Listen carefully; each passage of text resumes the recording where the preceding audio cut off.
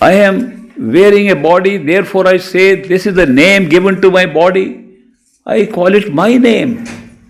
Myself is my body. Myself is something happening in the body.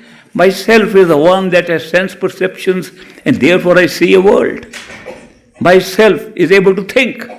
Therefore I have a mind. Myself can rationalize. Myself can use logic. Myself can understand. Therefore that is myself. And I am alive. Therefore myself. All these fit into the one single garment we are wearing, a physical body. What would happen if we don't have a physical body? When we die in the physical body, we have no physical body. If the whole thing is only the physical body with all these functions taking place in the body, we disappear. That means life here is merely a very short experience of having a physical body, having the capacity to have sense perceptions through the sense organs in the body, having a brain that can think, and some kind of thing that will make us alive because we borrowed the life from somebody else, our mothers. And when the time is over, everything is over. If that is so, then there is no problem. Live your life as best as you can in the short time you have. Take advantage. See how best you can use these facilities given to you. Make best use of your body. Make best use of your thinking mechanism. Make best use of your sense perceptions. Make best use of your life.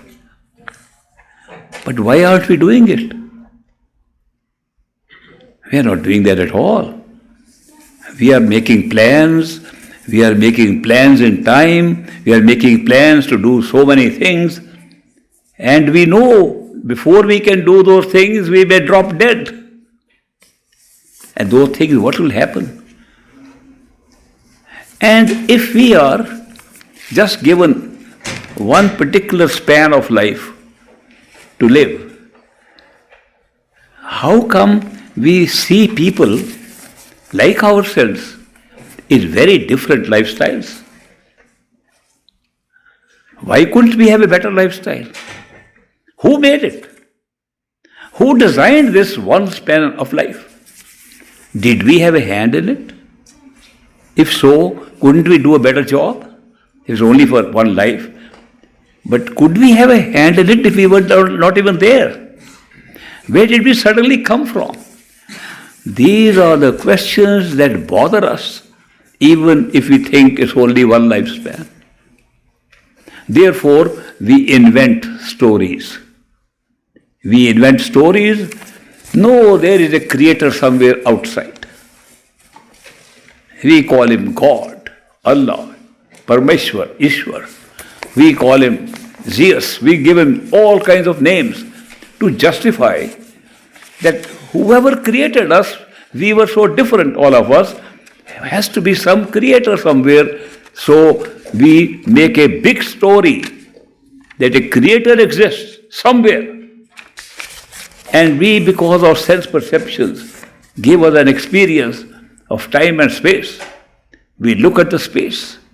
Long ago he might have designed how to come here. When we look at space, we begin to measure the size of the space. How big is it? Did it start with our birth or was it there before? Well, we can count the days of our birth. We can count how many years we have been here. We were born, we count, I am so old. I was here 20 years, I was here 40 years, I was here 90 years. We can count the years. And we have a method of counting what we are seeing. And when we see outside, we say, this sun was there much before we were born. These galaxies were there much before we were born. Where did they exist? We only saw them when we were born. Where did they exist? If they existed, and all evidence we can use with our minds say they existed prior to us. If that is so, who made them? If something can make them, could not that same power make us? These kind of thoughts go into our heads and make us question everything that is happening around us. And therefore, easy story, there is a God sitting up who's made us. Where is he sitting? Must be in some other completely different place. Must be somewhere up in the heavens. Where is heaven? Heavens are up in the sky.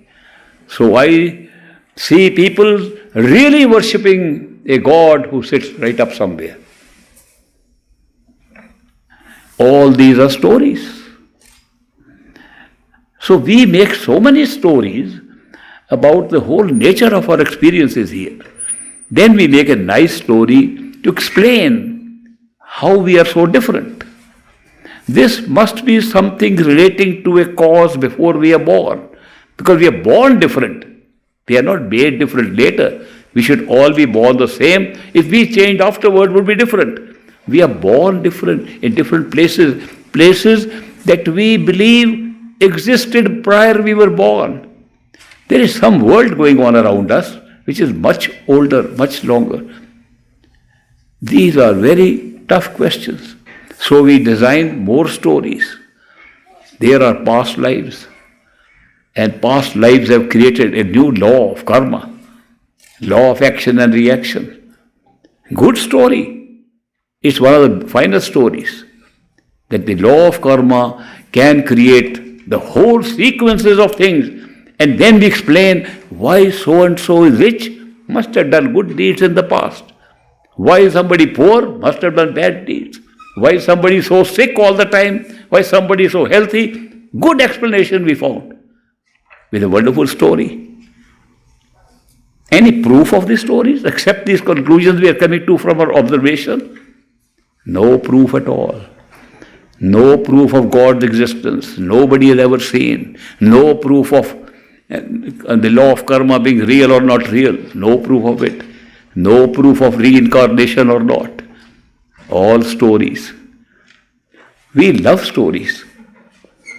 And that is why we make these stories and accept them.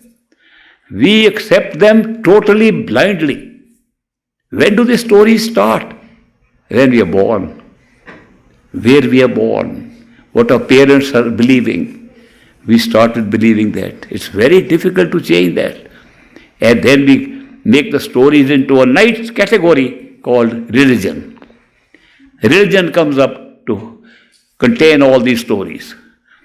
And we make them reality because we believe in religion and somebody sitting on the top of religion we call God.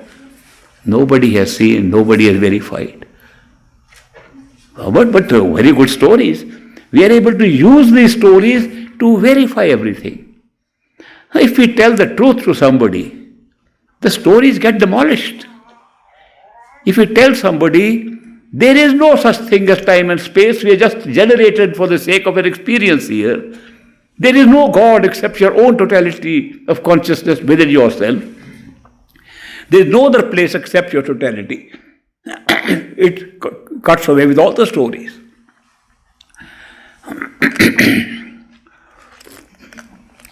Truth cannot be understood. That is why we rely on lies. Everything we are telling is a lie. Some mystics have been very bold. And Guru Nanak says, this is a lie. This world is a lie. Everything you see is a lie. What you think you are is a lie. Everything is a lie. Which means not the truth.